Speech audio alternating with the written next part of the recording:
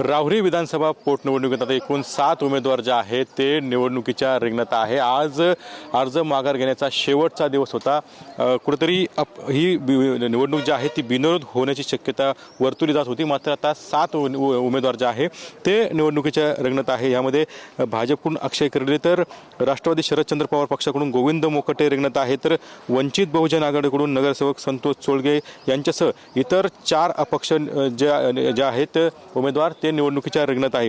त्यामुळे आता यामध्ये अपक्षांमध्ये ठाकरे गटाचे जिल्हाध्यक्ष रावसाहेब खेवरे हे देखील या ठिकाणी निवडणुकीच्या रिंगणात आहेत। त्यामुळे आता 7 रंगी ही निवडणूक होणार आहे आणि कुठेतरी आतापर्यंत 30 उमेदवारांनी 42 अर्ज दाखल केले होते, मात्र अखेरच्या दिवशी आता 7 उमेदवारांचे अर्ज बाकी आहे। त्यामुळे आता 7 जण जे आहेत ते निवडणुकीच्या रिंगणात आहेत। त्यामुळे कुठेतरी ही निवडणूक बिनविरोध होण्याची शक्यता होती, मात्र आता ही निवडणूक आता 7 रंगी होणार आहे।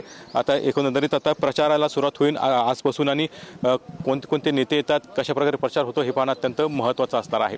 Cameraman Santosh Kunal Jaykar, TV9 Marathi, Rahuri, Ahilyanagar.